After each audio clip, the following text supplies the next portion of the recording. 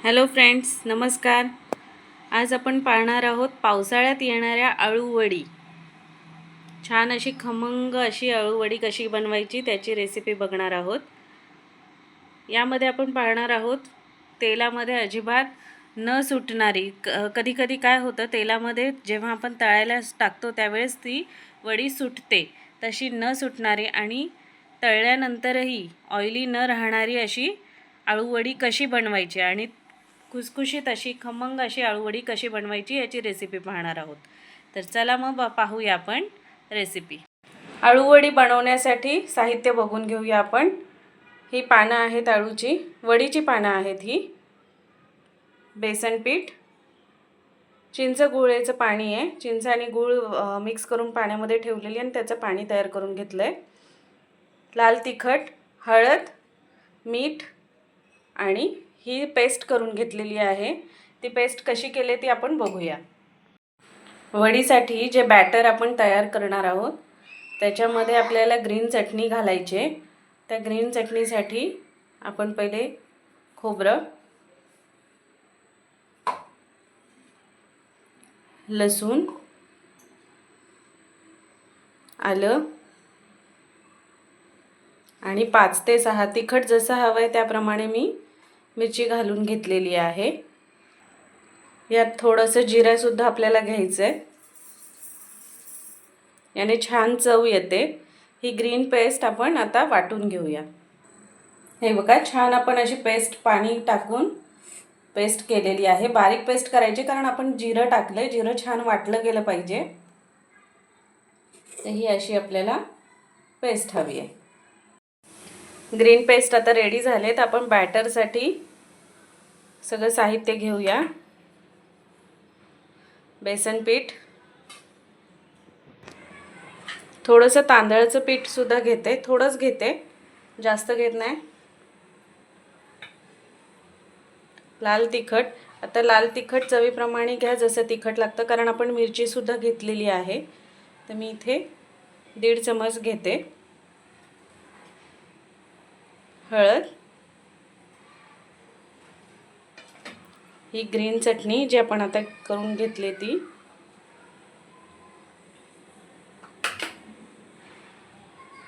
आणि चिंच गुळेचं पाणी. हे आपण एकदम नाही घालणार, जसं हवं आहे तसं घालणार आहोत. आता हे हळूहळू मीठ घालते, चवीनुसार मीठ. आता हे हळूहळू पाणी घालून बॅटर तयार करते. हे बघा, मी असं केलेलं आहे. थोडं थोडं पाणी घेऊन पहिले करायचं. एवढं पाहिजे आपल्याला, एकदम पातळसर पण नाही पाहिजे आणि जास्त घट्ट पण नाही पाहिजे, जेणेकरून आपल्याला पानाला व्यवस्थित लावता येईल. आपण आता बॅटर करून झालंय. आता ही पाणी साफ करून घेऊ. साफ म्हणजे मी धुवून ठेवलेली आहेत आणि व्यवस्थित निथळून घेतलेली आहेत. पाणी नाही पाहिजे ह्याच्यावर जास्त. तर आता कसं साफ करायचं ते मी दाखवते. हे जे देठ आहे ते देठ आपल्याला कापून घ्यायचं आहे, पण सावकाश कापायचं आहे, कारण ते पूर्ण जर व्यवस्थित कापलं गेलं नाही तर पान फाटेल. हे बघा, मी देठ काढून घेतलं आहे. दुसऱ्याचं पण काढते.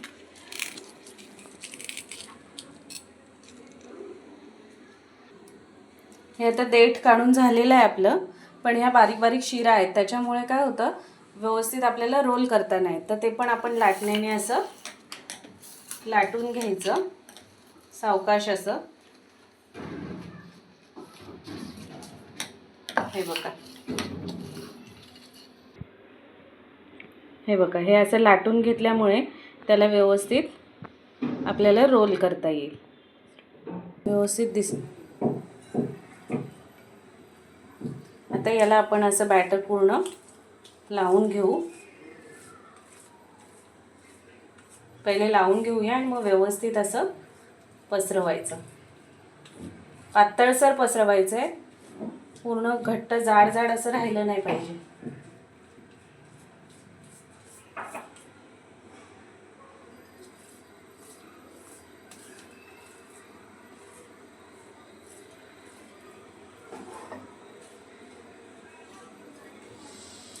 हे बघा, एक लेयरला एक पाण्याला पण लावून झाले. आता मी याच्यावरच दुसरं पान ठेवते.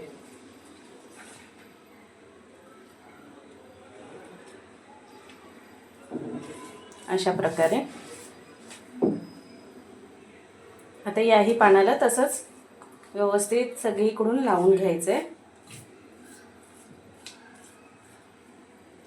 पहिले असं लावून घ्यायचं आणि मग असं एकसारखं सगळीकडे पसरवायचंय.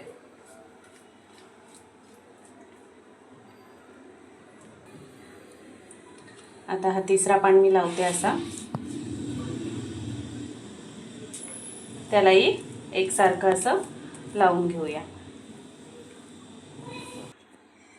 हे चौथं पान ठेवते मी आणि यालाही असं सेम लावून घेते.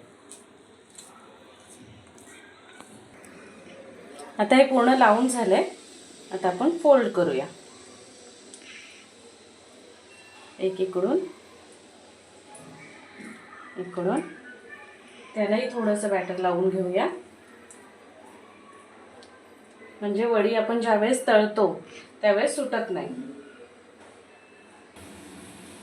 दोन्ही साईडला लावून झाले. आता हे पूर्ण असं फोल्ड करून घेऊ. थोडंसं इथून फोल्ड करू. आता या दोघांनाही आपण असंच पीठ लावून घेणार आहोत. हे बघा, हे सगळीकडून लावून झालंय. आता मी हे रोल करते, पण रोल करताना घट्ट सगळीकडून व्यवस्थित पकडून रोल करायचंय. कुठेही सुटू द्यायचं नाहीये.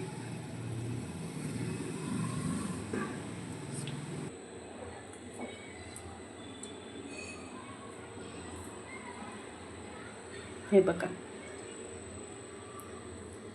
छान असा रोल तयार झालाय. आता इथे सुद्धा आपल्याला थोडंसं पीठ लावून घ्यायचंय. हे बघा, मी पातेलं ठेवलेलं आहे आधीच पाणी, आणि चाळणीला मी तेल लावून घेतलंय आणि त्याच्यामध्ये आता मी छान वाफवून घेते. बाकीच्या आहेत त्याही रोल मी करून घेते आणि मग छान वाफवून घेते.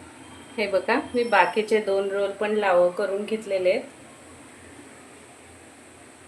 पाण्याला पण छान उकळी आलेली आहे. आता याच्यावर झाकण देते. आता हे झाकण ठेवून छान अर्धा तास असा वाफवून घेऊया. चला आता बघूया आपण. जवळजवळ 20 मिनिटं झालेली आहेत. हे बघा, शिजलेलं कसं कळतं आपल्याला. ह्याचा कलर आता पानांचा चेंज झालाय. थोडेसे काळपट कलर झालेला आहे आणि चिरा सुद्धा आलेले आहेत. हे बघा, आता हे छान शिजलेलं आहे. आपण काढून घेऊया. हे बघा, मी उतरवलंय खाली. आता हे पूर्णपणे थंड करायचं आणि मग तळायचं आहे. गरम गरम असताना तळायचं नाही.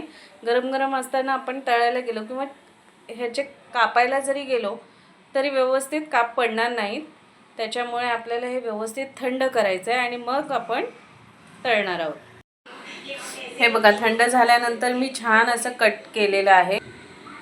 थंड झाल्यानंतर हे असे छान, हे बघा, एवढं बारीक कट केलंय तरी पण छान झालेलं आहे. सुटलेली नाही एक पण. हे बघा, इथे आता तेल तापत ठेवलंय आणि तेल पूर्ण कडक तापवून मग थोडं मीडियमवर करायचं आहे.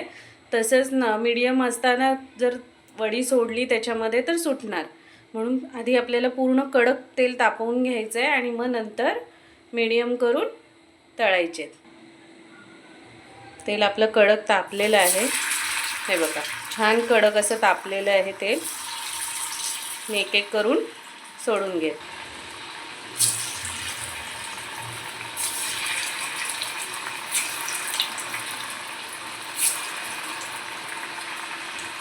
आता हे आपल्याला छान खरपूस करून घ्यायचे.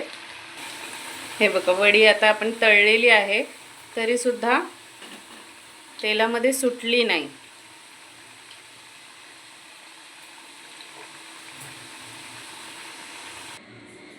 हे बघा छान असे तळून झाले.